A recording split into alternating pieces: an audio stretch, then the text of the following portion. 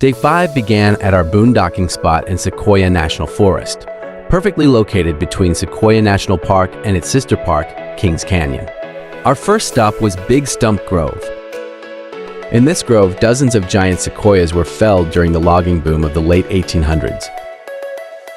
It took crews weeks of work to bring down a single giant sequoia, yet many were cut simply to just prove that they could.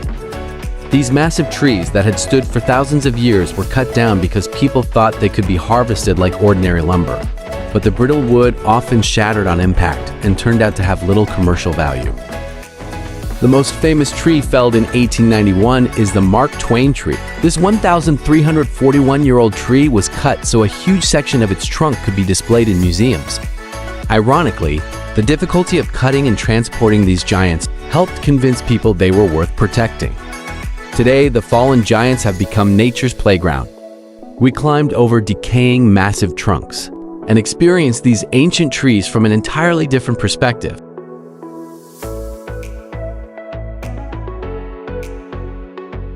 Isaiah found a fallen tree wedged between some giants and climbed high up into the trees. Not to be outdone, I found my own less graceful way up. It definitely wasn't as elegant, but it got the job done. This grove is a lasting reminder of why these remarkable forests are now protected for future generations. Just a few miles away, we arrived at Grant Grove and walked through the Fallen Monarch, a giant sequoia that has been lying here for centuries. Next came the General Grant tree, the world's second largest tree by volume and over 1,600 years old. It continues to stand as one of the greatest living organisms on Earth. Nearby, we found another fallen sequoia resting on a hillside with its hollow center open from end to end. Decades of fire and decay had hollowed out the center, while the outside remained incredibly solid, giving us a chance to explore something that had once stood over 250 feet tall. The tunnel was like a playground as we crawled through the trunk and slid down the smooth interior.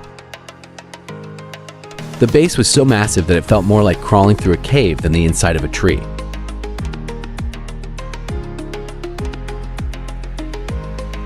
Leaving the giant sequoias behind, we began the spectacular drive into Kings Canyon National Park. The road twists down thousands of feet from the forests above into one of North America's deepest river canyons. With incredible overlooks, the road down reveals steep granite walls and endless mountain vistas. The descent into Kings Canyon is not for the faint of heart, with tight switchbacks carved into the mountainside and sheer drop-offs hundreds of feet below. There is little room for error as the road hugs the edge of the canyon. Soon we reached the canyon floor, and our first stop was Grizzly Falls, an easy roadside waterfall where crystal clear water cascades nearly 80 feet down polished granite into a refreshing pool below.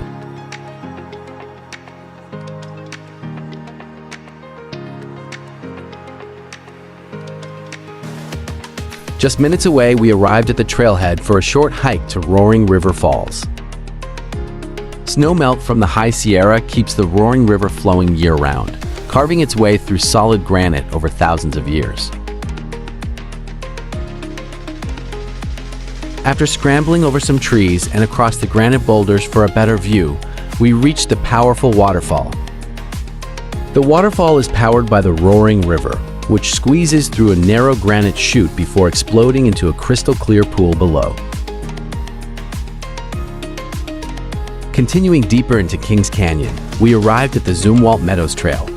The hike begins by crossing a suspension bridge over the Kings River, leading into a peaceful forest before opening into towering cliffs and a landscape of giant boulders. The trail winds beneath massive granite walls that rise thousands of feet above the canyon floor before opening into one of the park's most beautiful alpine meadows. Following the route on all trails led us onto an old, forgotten section of trail, with incredible views looking south across the meadows toward the massive granite canyon walls. The abandoned trail eventually ended at a bridge washed away during the 2019 flood season. After looking around, we spotted a large fallen branch spanning the gap. Crossing it wasn't exactly ideal, especially for someone known as No Balance James, but somehow I made it across without taking an unexpected swim. We made one last stop at Knapp's cabin before climbing back toward the mountains. With only one road in and one road out, we retraced our route through the canyon.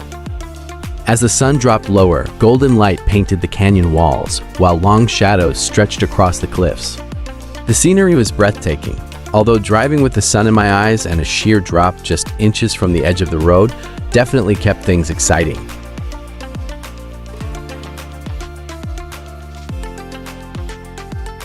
That evening, we reached another quiet boondocking spot in Sequoia National Forest, set up camp, grilled brats over the fire, and settled in after another unforgettable day.